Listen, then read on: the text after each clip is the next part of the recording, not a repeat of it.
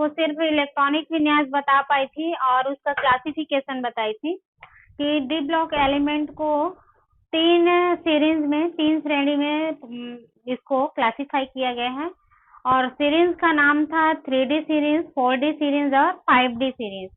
तो इन तीनों सीरीज में 10-10 तत्व आते हैं और इन सारे तत्वों का 10-10 तत्वों का क्या करना है आपको, एटॉमिक नंबर, उनका नाम और इलेक्ट्रॉनिक विन्यास याद रखना है।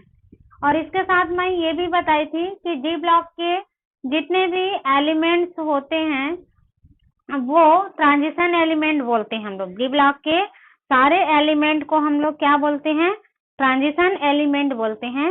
लेकिन इसमें कुछ याद रखना कि जो डी ब्लॉक में बहुत सारे एलिमेंट्स हैं उनमें से कुछ एलिमेंट जो है वो ट्रांजिशन एलिमेंट नहीं होते हैं। डी ब्लॉक के सारे एलिमेंट ट्रांजिशन एलिमेंट हो सकते हैं, ठीक है, लेकिन कुछ एलिमेंट ट्रांजिशन एलिमेंट नहीं होता। तो इसमें नाम भी बताई थी कौन कौन सा एलिमेंट है जो ट्रांजिशन एलिमेंट नहीं होता। तो इसका बताई थी जिंक, कैडमियम और मरकरी, Zn, Cd और Hg को बताई थी। ये तीनों जो है वो डी ब्लॉक एलिमेंट है बट वो ट्रांजिशन एलिमेंट नहीं है। तो इसका रीजन क्या था कि इन तीनों तत्वों का जब हम इलेक्ट्रॉनिक कॉन्फ़िगरेशन निकाले थे तो इनका डी कक्षक जो है पूरी तरह से फील्ड रहता है, भरा हुआ रहता है। इस कारण ये बॉन्ड बनाने में पार्टिसिपेट नहीं करता, इसलिए ये ट्रांजिशन एलिमेंट नहीं होता, याद रखना इसको, ठीक है। उसके बाद मैं इन सबका इलेक्ट्रॉनिक कॉन्फ़िगरेशन बताई थी और इलेक्ट्रॉनिक कॉन्फ़िगरेशन हम लोग जनरली होल्ड नियम के थ्रू और अबाउ नियम, इसके अकॉर्डिंग हम जब इलेक्ट्रॉनिक कॉन्फ़िगरेशन निकालते हैं तो इलेक्ट्रॉन को विभिन्न ऑर्बिटल्स में फील्ड करते हैं होल्ड रूल से और अबाउ नियम से। लेकिन कुछ तत्व ऐसे हैं डी ब्लॉक के अंतर्गत जिनका वास्तविक इलेक्ट्रॉनिक विन्यास जो होती है वो आपेक्षिक इलेक्ट्रॉनिक विन्यास से अलग होता है। इसको आपको याद रखना है। मतलब हम क्या बोले कि कुछ डी ब्लॉक के तत्व ऐसे हैं जिनका एक्चुअल में जो इलेक्ट्रॉनिक विन्यास होना चाहिए वैसा ना हो करके उनका इलेक्ट्रॉनिक विन्यास थोड़ा सा अलग हो जाता है। तो इसके कुछ बहुत सारे एक्सेप्शनल हैं अपवाद। और जनरली आप देखोगे जब क्वेश्चन में पूछा जाता है इलेक्ट्रॉनिक विन्यास निकालने के लिए तो जितने भी एक्सेप्शनल है वहीं से क्वेश्चन उठाया जाता है। आपको जो सिंपल रहेगा उसमें से क्वेश्चन नहीं मिलेगा इलेक्ट्रॉनिक विन्यास निकालने के लिए। जो एक्सेप्शनल रहता है वो लगभग उसी में से क्वेश्चन को उठाया जाता है। तो डी ब्लॉक के अंतर्गत कुछ ऐसे तत्व हैं जो एक्सेप्शनल शो करता है। उन तत्वों का हम लोग के थोड़ा सा उनका आपेक्षिक इलेक्ट्रॉनिक विन्यास क्या होता है और वास्तविक में उसका इलेक्ट्रॉनिक विन्यास क्या होगा, उन तत्वों को देखते हैं। तो मैं यहाँ पर लिख रही हूँ कुछ तत्व हैं एक्सेप्शनल में, एक्सेप्शनल देख रहे हैं, अपवाद इलेक्ट्रॉनिक विन्यास में देखेंगे कौन कौन से तत्व। यहाँ पर मैं तत्व का नाम तत्व लिख देती हूँ। यहाँ पर उसका आपेक्षिक विन्यास और यहाँ पर लिख दे रही हूँ वास्तविक।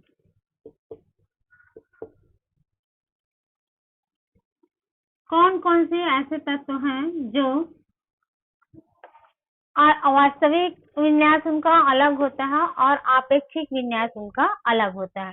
तो ऐसे लगभग 5 तत्व हैं जो एक्सेप्शनल शो करता है। पहले तत्व का नाम लिख दे रही हूँ, Cr chromium, Cu copper, molybdenum, MO Ag silver और Pt प्लेटिनम।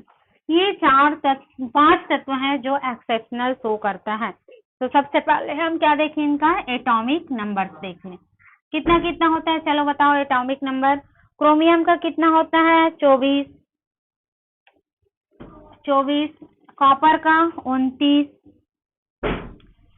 मोलिब्डेनम का कितना होता है 42 और Ag का 47 और प्लेटिनम का 78। कौन कौन से ब्लॉक का एलिमेंट है, कौन कौन से सीरीज का है ये बताओ। ये दोनों जो है, ये दोनों कौन से सीरीज का तत्व है, 3D सीरीज का है। 3D सीरीज के 2 तत्व हैं, ये दोनों जो है वो 4D सीरीज के तत्व हैं और ये लास्ट जो है वो 5D के तत्व हैं। ये 5 तत्व हैं जो एक्सेप्शनल शो करता है। अब इसमें हम देखें इनका आपेक्षिक इलेक्ट्रॉनिक विन्यास क्या होगा और इनका वास्तविक इलेक्ट्रॉनिक विन्यास क्या होगा। तो आपेक्षिक इलेक्ट्रॉनिक विन्यास जनरली हम क्या निकाल लेते हैं, यहाँ पर 24 है तो सबसे पहले हम क्या ले लें, आर्गन। आर्गन का कितना हो गया 18, बचा कितना हमारे पास 18 2 20 और 4 6 इलेक्ट्रॉन बचा हुआ है। तो 6 इलेक्ट्रॉन कहाँ जाएगा, 3D सीरीज में है तो इसको हम क्या लिखें 3D4 और 4s2। ये इसका आपेक्षिक इलेक्ट्रॉनिक विन्यास होगा जो हम लोग जनरली निकालते हैं। मीन्स कहने का मतलब ये है कि जो हम लोग n+n नियम के थ्रू निकालते हैं, n+l नियम या अबाव नियम, इसके अकॉर्डिंग जो इलेक्ट्रॉनिक विन्यास निकालते हैं तो हमारा आपेक्षिक इलेक्ट्रॉनिक विन्यास क्या निकलेगा ये। वैसे इसका देखें आपेक्षिक इलेक्ट्रॉनिक विन्यास क्या निकल जाएगा, इसका देखें तो इसका भी आर्गन 18। अब हमारे पास कितना इलेक्ट्रॉन बच गया 18 2 20 और 20 और 9 कितना हो गया, हमारे पास कितना बचा 11 इलेक्ट्रॉन बचा। तो इसको हम क्या कर दें 3D9 4s2। ये इसका आपेक्षिक इलेक्ट्रॉनिक विन्यास होगा अकॉर्डिंग टू n+l रूल या अबाव रूल। इसके अकॉर्डिंग हम लोग आपेक्षिक इलेक्ट्रॉनिक विन्यास निकालते हैं। लेकिन इसमें क्या होता है, इनका वास्तविक इलेक्ट्रॉनिक विन्यास अलग होता है और इसका रीजन क्या है कि जो डी कक्षक होता है, डी कक्षक 2 टाइप का होता है, 2 कंडीशन होती है डी कक्षक का। डी कक्षक जो होता है 2 कंडीशन में अपना स्टेबिलिटी शो करता है। पहला कंडीशन, यदि डी कक्षक जो होता है हाफ आधा भरा हो, पहला क्या होना चाहिए आधा भरा होना चाहिए। डी कक्षक कैसा होना चाहिए, हाफ फिल्ड हो, पहला कंडीशन याद देखते जाना। पहला क्या होना चाहिए, डी कक्षक यदि हाफ फिल्ड हो। डी कक्षक में टोटल कितने इलेक्ट्रॉन्स होते हैं जी 10। डी में कितना इलेक्ट्रॉन 10 से ज्यादा हम इलेक्ट्रॉन डी कक्षक में नहीं फिल्ड कर सकते।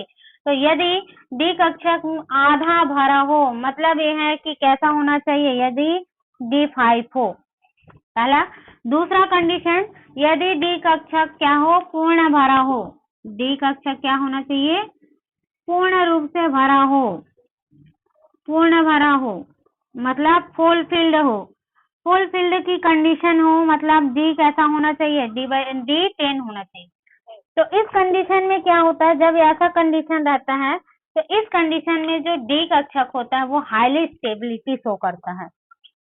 क्या होता है, हाईली स्टेबल होता है, अधिक स्थायित्व शो करता है। और अपनी स्थायित्व को बनाए रखने के लिए यदि ये क्या करें, इनका आपेक्षिक इलेक्ट्रॉनिक विन्यास में ये एस कक्षक में 2 इलेक्ट्रॉन है और डी में 4, तो इस कंडीशन में क्या करता है डी कक्षक जो है अपनी स्टेबिलिटी को बनाए रखने के लिए, अपने आप को स्थायित्व प्रदान करने के लिए एस कक्षक के एक इलेक्ट्रॉन को वो क्या करता है ले लेता है और अब जो डी कक्षक है वो स्टेबल हो जाता है। इसीलिए इनका आपेक्षिक इलेक्ट्रॉनिक विन्यास में अंतर आता है और वास्तविक इनका इलेक्ट्रॉनिक विन्यास जो है वो बनता है, ऐसा लिखना है आपको। वास्तविक इनका इलेक्ट्रॉनिक विन्यास क्या हो जाएगा 3D5 4s1, ये आपका इलेक्ट्रॉनिक विन्यास रहेगा। In the same condition of copper, copper में क्या करेगा, यदि डी कक्षक जो है एस से एक इलेक्ट्रॉन ले ले तो एक इलेक्ट्रॉन लेकर के ये क्या करेगा अपने आप को स्टेबल बना लेगा। तो अपने आप को स्टेबल बनाने के लिए ये अपना इलेक्ट्रॉनिक विन्यास को कैसा शो करता है 3D10 और 4s1। तो इस प्रकार से आपको देखना ये एक्सेप्शनल है। एक्सेप्शनल मतलब समझ रहे हो कि जब भी हम इलेक्ट्रॉनिक कॉन्फ़िगरेशन निकालेंगे तो n+l रूल फॉलो करके हम लोग निकालते हैं और इस प्रकार से हमें इलेक्ट्रॉनिक विन्यास लिखना चाहिए किसका, क्रोमियम और कॉपर का। लेकिन इनका ऐसा इलेक्ट्रॉनिक विन्यास ना हो करके इनका वास्तविक इलेक्ट्रॉनिक विन्यास क्या होता है, ये होता है। इसका रीजन क्या है, तो रीजन ये है कि डी कक्षक अपने आप को स्टेबल बनाने के लिए, अपने आप को स्थायित्व प्रदान करने के लिए s कक्षक से एक इलेक्ट्रॉन क्या कर लेता है, वो ग्रहण कर लेता है और अपने आप को स्टेबल बनाता है। इसलिए इनका आपेक्षिक विन्यास जो है और वास्तविक विन्यास अलग हो जाता है। तो जब भी इलेक्ट्रॉनिक कॉन्फ़िगरेशन निकालने के लिए आए, कॉपर जिंक का हो गया, कॉपर का हो गया, क्रोमियम का हो गया, तो आपको इस टाइप से वास्तविक इलेक्ट्रॉनिक विन्यास को लिखना है। यदि आप ऐसा इलेक्ट्रॉनिक विन्यास निकालते हो तो उस कंडीशन में वो रॉन्ग हो जाएगा। इसलिए या तो आप दोनों कंडीशन फॉलो करो, दोनों कंडीशन या करके ऐसा आप वास्तविक इलेक्ट्रॉनिक कॉन्फ़िगरेशन को भी लिख सकते हो या फिर अपेक्षिक इलेक्ट्रॉनिक विन्यास को लिख सकते हो। इन सेम कंडीशन हो जाएगा मॉलिब्डेनम और Ag में। इसका भी देखें, इसका कितना होता है मॉलिब्डेनम का 42 तो हम लोग क्या ले लेते हैं क्रिप्टॉन Kr, क्रिप्टॉन का कितना हो गया 36 के बाद कितना बच गया हमारे पास 6 इलेक्ट्रॉन, तो ये किस में जाएगा 4d4 और 5s2 में चला जाएगा। इसमें देखिए 47 है तो क्रिप्टॉन के बाद क्या आ जाएगा 4d, देखो कितना हो 36 और 36 के बाद कितना बच गया आपका 11 बचेगा। 36 के बाद कितना बच गया इसमें 11, तो किस में चला जाएगा 4d9 और 5s2। ये इसका आपेक्षिक इलेक्ट्रॉनिक कॉन्फ़िगरेशन होगा। और जब हम इसका वास्तविक इलेक्ट्रॉनिक कॉन्फ़िगरेशन निकालेंगे तो ये 36 4d5 और 5s1, फिर इसका निकालें तो कितना हो जाएगा 4d10 और 5s1। इस प्रकार से आपको उनका इलेक्ट्रॉनिक विन्यास देखना है। तो जितने एक्सेप्शनल है उसको आपको देखना है, जो अपवाद में इतने तत्व दिए गए हैं उनका आपको देखना है, बाकी का तो कॉमन रहेगा जैसे हम लोग इलेक्ट्रॉनिक विन्यास निकालते हैं। तो ये होता है ओवरऑल जो डी ब्लॉक है, ट्रांजिशन एलिमेंट है, उनका इलेक्ट्रॉनिक विन्यास। और इसमें से एक क्वेश्चन आता ही है, कोई भी तत्व दिया रहेगा उसका इलेक्ट्रॉनिक विन्यास आपको निकालने के लिए दिया जाएगा। तो जनरली फोकस करना आप लोग अपवाद वाले को, अपवाद से ही क्वेश्चन उठाया जाता है। जो एक्सेप्शनल दिया रहता है आप एग्जाम में ये वाला लिख के आ जाओगे या तो ये वाला आपका रॉन्ग हो जाएगा। इसका क्या होता है, ये होता है इलेक्ट्रॉनिक कॉन्फ़िगरेशन। इसलिए क्वेश्चन में एक्सेप्शनल को उठाते हैं तो आप इसको ध्यान रखना, इसको नोट करके रखना कि कौन कौन से एक्सेप्शनल हैं। तो डी ब्लॉक में 3D सीरीज में 2 तत्व हैं, कॉपर और क्रोमियम। वैसे 4D सीरीज है, 4D सीरीज में भी 2 तत्व हैं, मॉलिब्डेनम और Ag। फिर 5D में आ जाओगे, 5D में एक ही तत्व है प्लैटिनम। तो प्लैटिनम जो भी है वो भी एक्सेप्शनल शो करता है, तो इसको आप देख लेना। अब देन हम लोग आते हैं डी ब्लॉक के जितने भी तत्व हैं उसमें कौन कौन सी प्रॉपर्टीज पाई जाती हैं। तो प्रॉपर्टी कोई भी तत्व है उसमें 2 टाइप की प्रॉपर्टी पाई जाती हैं। एक फिजिकल प्रॉपर्टी, फिजिकल गुण पाया जाता है, और दूसरा होता है आपका केमिकल गुण। तो पहले मैं थोड़ा सा बता देती हूँ फिजिकल गुण के बारे में, कौन कौन से फिजिकल गुण है, उसके बाद हम लोग केमिकल में जाएंगे। डी ब्लॉक के तत्वों का गुण, कौन कौन से गुण इसमें पाया जाता है। डी ब्लॉक के सारे तत्व में 2 प्रॉपर्टी पाई जाती है। पहला होता है फिजिकल प्रॉपर्टी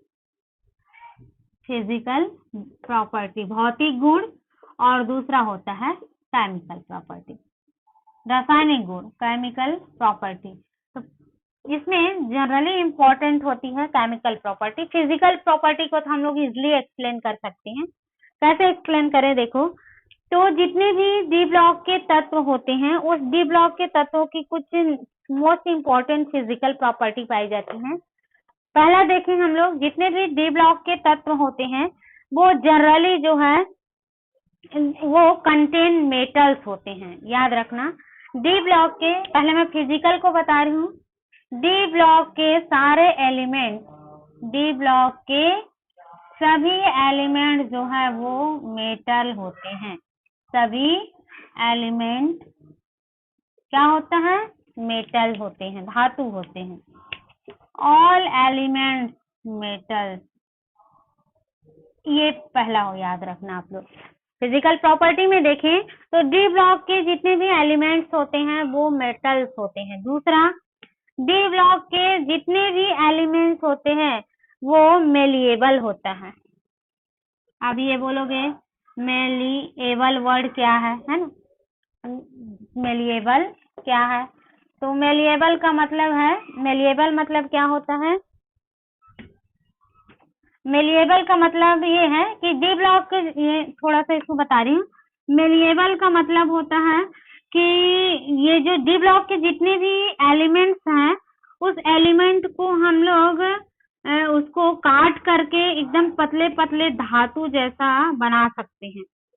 मतलब बोलना चाहिए मेलिएबल मतलब बहुत ही ज्यादा वो भंगुर होता है, और भंगुर होने के कारण हम उसको काट करके किसी भी आकृति के हम पतली पतली लेयर बना सकते हैं जितने भी डी ब्लॉक के एलिमेंट हैं।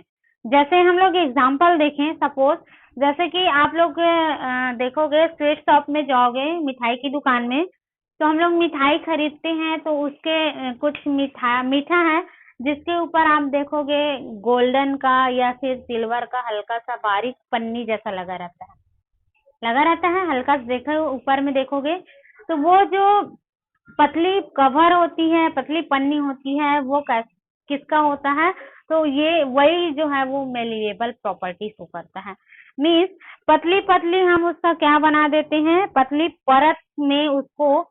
पतली परत में उसको हम क्या कर सकते हैं, काट सकते हैं, बांट सकते हैं। ये गुण पाया जाता है डी ब्लॉक के तत्वों में। नेक्स्ट प्रॉपर्टी देखें तो डी ब्लॉक के तत्व जो होते हैं वो लस्ट्रस होते हैं। डी ब्लॉक के जितने भी तत्व होते हैं उसमें धात्विक चमक पाई जाती है। कैसा होता है? डी ब्लॉक के सारे तत्व लस्ट्रस प्रॉपर्टी शो करता है, मीन्स चमक पाया जाता है, चमक शो करता है। मेलिएबल मीन्स पतली परत काटना, पतली परत बनाना, ये प्रॉपर्टी पाई जाती है। लस्ट्रस होता है मीन्स चमक पाया जाता है। डी ब्लॉक के जितने भी चमक तत्व है उसमें चमक पाई जाती है। चौथी प्रॉपर्टी देखें तो डी ब्लॉक के जितने भी तत्व होते हैं वो सोनरस होता है। कैसा होता है?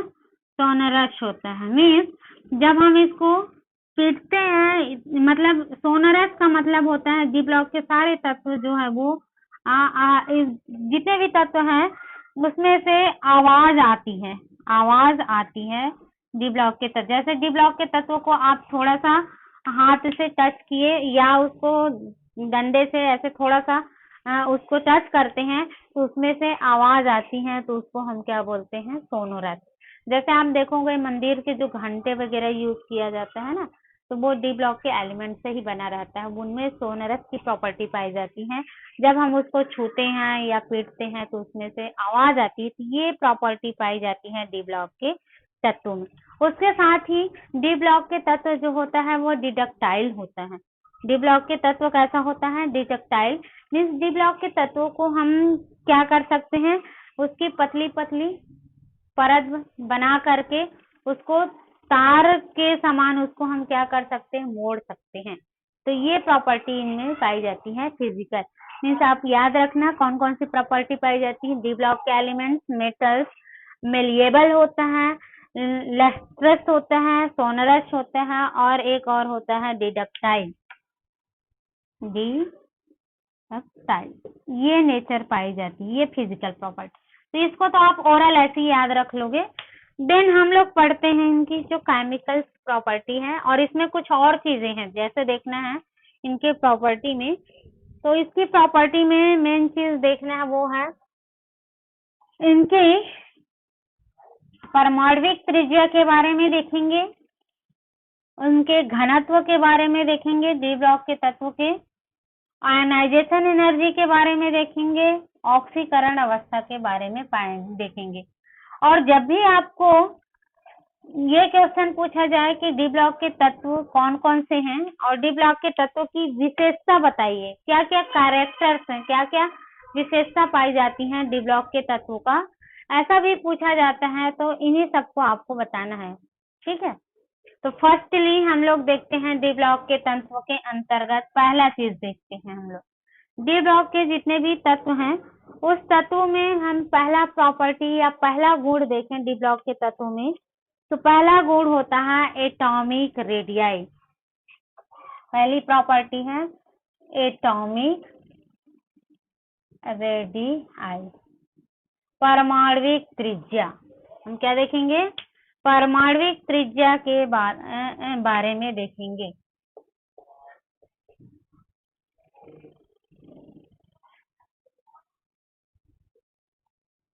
परमाणविक त्रिज्या डी ब्लॉक के तत्वों में देखेंगे। तो डी ब्लॉक के जितने भी तत्व हैं उसकी एटॉमिक रेडियाई में क्या प्रभाव पड़ता है, एटॉमिक रेडियाई क्या होगा, घटेगा कि बढ़ेगा। तो आप लोग याद रखना, हम जब भी पीरियोडिक टेबल देखते हैं तो पीरियोडिक टेबल में हम लोग पीरियोडिक टेबल में चलने का क्रम होता है, लेफ्ट से राइट की ओर जाते हैं, लेफ्ट से राइट, और टॉप टू बॉटम जाते हैं, ऊपर से नीचे की ओर जाते हैं। तो उसी फ्लो में ही क्या होता है, एटॉमिक परमाणविक त्रिज्या, घनत्व हो गया, आयनाइजेशन एनर्जी, वो इंक्रीज और डिक्रीज होता है।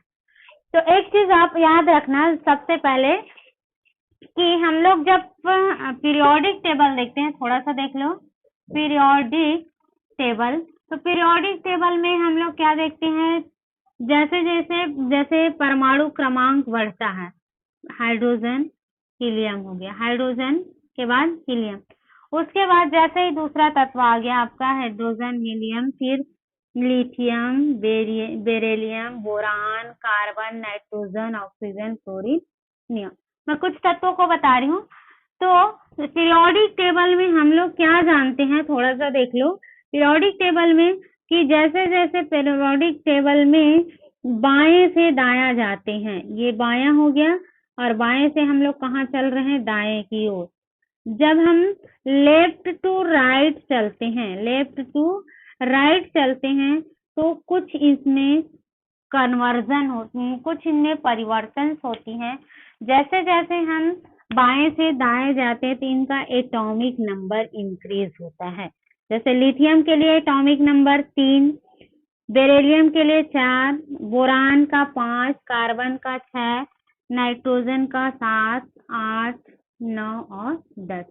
जैसे जैसे हम पीरियोडिक टेबल में लेफ्ट से राइट की ओर जाते हैं परमाणु क्रमांक बढ़ता है। ठीक है, परमाणु क्रमांक जब भी बढ़ता है तो उनका आकार पर क्या प्रभाव पड़ता है, जैसे जैसे हम जाते जाते हैं उनका परमाणु क्रमांक बढ़ने से जितने भी तत्व होते हैं उनका साइज देखा जाए, जितने भी तत्व हैं उनका साइज जो होता है वो धीरे धीरे कम होने लगता है। मतलब साइज क्या होता है, धीरे धीरे कम होता है। पहला साइज ये है, दूसरा ये, फिर ये, फिर ये, साइज जो होता है वो कम होते जाता है। ये कहाँ तक होता है, तो डी ब्लॉक में आप याद रखना इसको, डी ब्लॉक में आप लोग का कौन कौन से तत्व आते हैं, ग्रुप नंबर 3 से, ग्रुप नंबर 3 से ग्रुप नंबर 11 तक। देखिए, देखो आपका डी ब्लॉक कहाँ तक है, डी ब्लॉक हमारा कहाँ आते हैं, उस कंडीशन में ग्रुप नंबर 3 से लेकर के ग्रुप नंबर 11 तक परमाणु का आकार जो है, परमाणु का आकार कम होता है। आकार क्या होता है, कम होता है। लेकिन जैसे ही हम ग्रुप नंबर 12 में पहुंचते हैं, याद रखना ग्रुप नंबर 12 में पहुंचते हैं तो वहां पर फिर परमाणु का जो आकार होता है वो बढ़ना लगता है। इसको याद रखना, जैसे ही हम 12 पहुंचते हैं परमाणु का आकार जो है वो बढ़ने लगता है, आकार जो है वो इस चीज को आपको याद रखना। परमाणु का आकार क्या होता है, बढ़ता है। किसमें, जैसे ही हम ग्रुप नंबर 12 में पहुंचते हैं, उसके बाद जैसे ही ग्रुप नंबर 3 से 11 तक जाए तो परमाणु का आकार कम होता है। इसी के आधार पर क्या बताया गया है कि इनका एटॉमिक रेडियाई, परमाणविक त्रिज्या देखें तो परमाणविक त्रिज्या देखा जाए हम लोग तो जैसे परमाणविक त्रिज्या देखेंगे तो परमाणविक त्रिज्या जो है वो डिपेंड करता है उसके न्यूक्लियर चार्ज पर डिपेंड करता है। किस पर डिपेंड करेगा? न्यूक्लियर चार्ज पर डोमिनेट करेगा। न्यूक्लियर चार्ज जितना रहेगा, ठीक है, न्यूक्लियर चार्ज जितना होगा उसके अकॉर्डिंग हम क्या देखेंगे? उसका एटॉमिक रेडियाई देखेंगे, एटॉमिक रेडियस देखेंगे, परमाणविक त्रिज्या के बारे में देखेंगे। तो फर्स्ट ऑफ कंडीशन देखें, 3D सीरीज में एटॉमिक रेडियाई जो है स्कैनेडियम से लेकर के स्कैनेडियम, टाइटेनियम, वेनेडियम और क्रोमियम। देखो पूरे डी ब्लॉक में कितने तत्व हैं? डी ब्लॉक में 10 तत्व हैं। 3D में 10 तत्व हैं। इसको मैं 3 कैटेगरी में बांट देती हूँ, स्कैनेडियम, टाइटेनियम, वेनेडियम, क्रोमियम। ये हो गया मैग्नीज, आयरन, कोबाल्ट, निकिल और फिर है कॉपर, जिंक। बांट दी इसको, पूरा 10 तत्व हो गया। अब इस 3D ब्लॉक में 3D सीरीज में इतने तत्व हैं।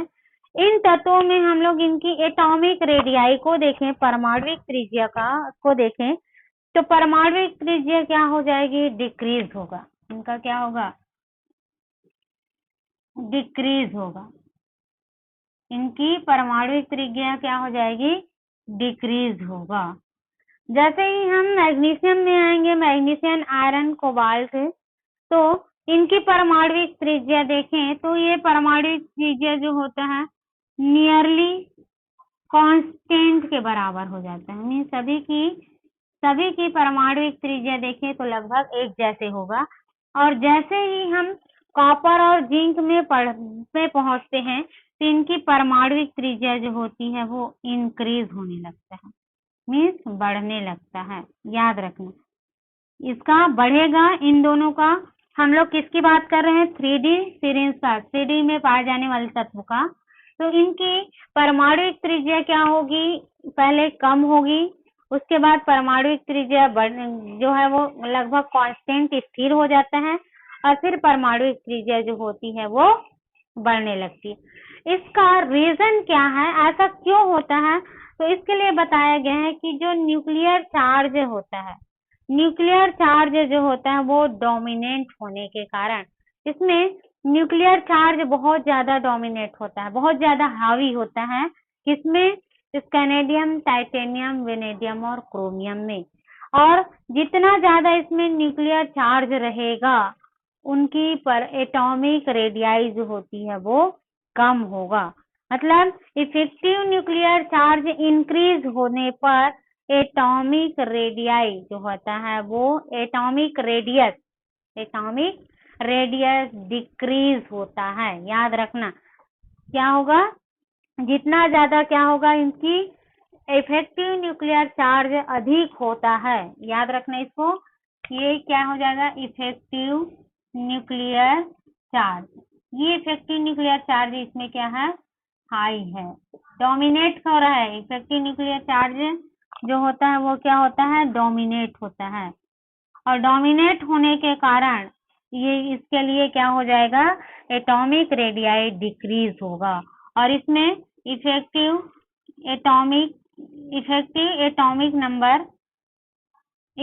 न्यूक्लियर चार्ज जो होता है वो क्या हो जाता है? इफेक्टिव न्यूक्लियर चार्ज इसमें इंक्रीज होने लगता है। इसमें भी क्या होता है? इंक्रीज होता है, हाई होता है, इसलिए ये लगभग कांस्टेंट। देन नीचे आएंगे, नीचे जैसे ही जाते हैं कॉपर या जिंक में, तो यहाँ पर इफेक्टिव न्यूक्लियर चार्ज जो होता है वो क्या होने लगता है? इफेक्टिव न्यूक्लियर चार्ज की जो वैल्यू होती है वो कम होने लगती है। वैल्यू जो है वो कम हो जाती है, लो हो जाती है, जिसके कारण इनके लिए देखा जाए एटॉमिक रेडियाई इंक्रीज होता है। तो ये मुख्य रूप से इसका रीजन है। तो इसका रीजन क्या है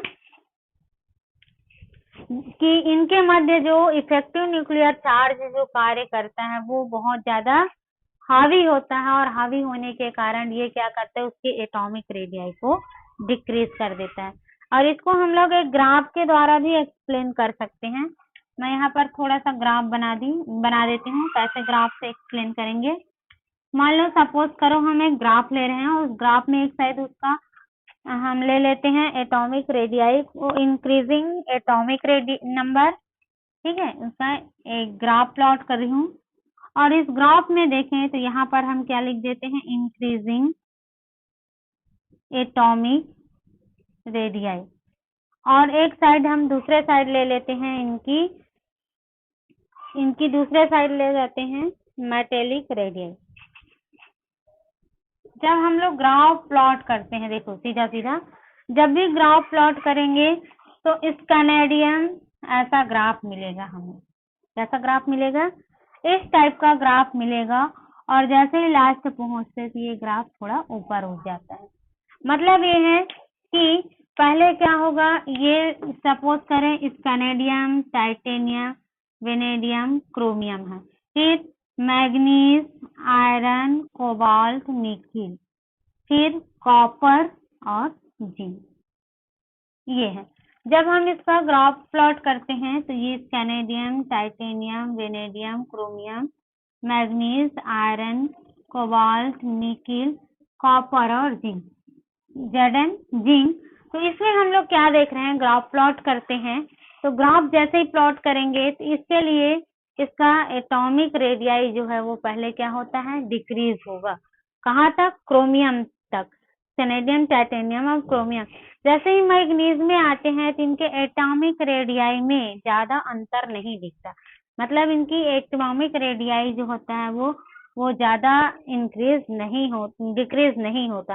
लगभग ये एक कांस्टेंट, बहुत कम वैल्यू इसमें क्या होती है, डिक्रीज होती है। इसलिए हम इसको लगभग कांस्टेंट के बराबर मान लेते हैं।